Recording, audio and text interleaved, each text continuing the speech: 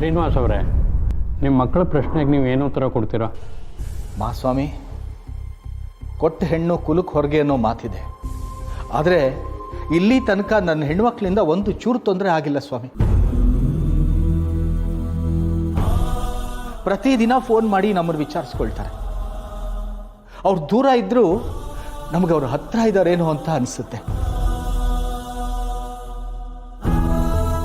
ಆದರೆ ಇವ್ರ ಹತ್ರ ಇದ್ರೂ ದೂರ ಇರೋ ಭಾವನೆನ ಸೃಷ್ಟಿ ಮಾಡ್ತಾ ಇದ್ದಾರೆ. ನನ್ನ ಹೆಣ್ಮಕ್ಳು ಸ್ವಾಮಿ, ಒಂದು ದಿನ ನನಗೆ ಇಂಥ ಬಟ್ಟೆ ಬೇಕು, ಇಂಥ ಒಡವೆ ಬೇಕು ಅಂತ ಕೇಳದಂಥವ್ರಲ್ಲ. ನಾವು ಏನು ಕೊಡಿಸಿದ್ದೀವಿ ಅದರಲ್ಲೇ ಖುಷಿಪಟ್ಟಂಥವ್ರು. ಅಂಥವ್ರ ಮೇಲೆ ನಾನು ಏನಂತ ಕೇಸ್ ಹಾಕ್ಲಿ ಸ್ವಾಮಿ? ಆದರೆ ಇವನು ನಾವು ಕುಡಿಯೋ ಕಾಫಿ, ತಿಂಡಿ, ಮಾಡೋ ಊಟದ ಲೆಕ್ಕ ಇಟ್ಕೊಂಡಿದ್ದ.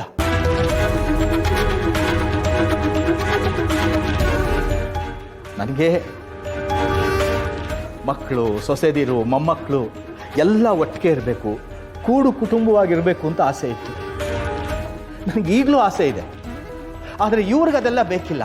ನಮ್ಮ ಸಂತೋಷ ಮುಖ್ಯನೇ ಅಲ್ಲ, ಇವ್ರ ಸ್ವಾರ್ಥನೇ ಮುಖ್ಯ. ಇಂಥವ್ರ ಮೇಲೆ ಕೇಸ್ ಆಗೋದು ತಪ್ಪ ಸ್ವಾಮಿ?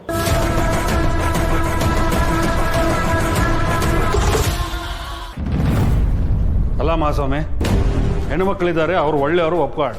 ಆದರೆ ಇನ್ನೊಬ್ಬ ದತ್ತು ತಗೊಂಡ್ಬಂದು ಸಾಕಿದ್ದೀನಿ ಅಂತ ಹೇಳಿದ್ರಲ್ಲ, ಅವನನ್ನ ದೊಡ್ಡ ಮಗ ಅಂತ ಬೇರೆ ಅಂತಾರೆ. ಅವನ ಮೇಲೆ ಕೇಸ್ ಹಾಕಿಲ್ಲ? ಮಹಾಸ್ವಾಮಿ, ನಾನು ನಿಮ್ಗೆ ಅವಾಗಲೇ ತಿಳಿಸಿದ ಹಾಗೆ ಮದುವೆ ಆಗಿ 4 ವರ್ಷ ಆದರೂ ನಮಗೆ ಮಕ್ಕಳಾಗಲಿಲ್ಲ. ಭಗವಂತ ನಮ್ಮ ಹಣೆಯಲ್ಲಿ ಸಂತಾನ ಭಾಗ್ಯ ಬರ್ದಿಲ್ವೇನೋ ಅಂದ್ಕೊಂಡು ನಮ್ಮ ವೆಂಕಿನ ದತ್ತು ತಗೊಂಡು ಸಾಕ್ಕೊಂಡ್ವಿ ಸ್ವಾಮಿ. ಅವನಿಗೆ ಕಿವಿ ಕೇಳಲ್ಲ, ಮಾತು ಬರಲ್ಲ. ಆದರೂ ಮಾತು ಬರೋರಿಗಿಂತ 10 ಪಟ್ಟು ಚೆನ್ನಾಗಿ ನಮ್ಮ ಭಾವನೆನ ಅರ್ಥ ಮಾಡ್ಕೊಳ್ತಾನೆ. ನಮ್ಮ ಕಷ್ಟ ಸುಖಕ್ಕೆ ಆಗ್ತಾ ಇರೋದೇ ಅವನು ಸ್ವಾಮಿ.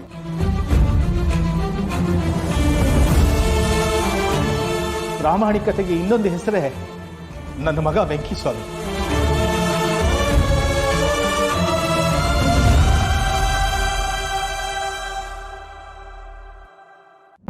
ಅವನು ಕೇವಲ ನನ್ನ ಮಗ ಅಷ್ಟೇ ಅಲ್ಲ,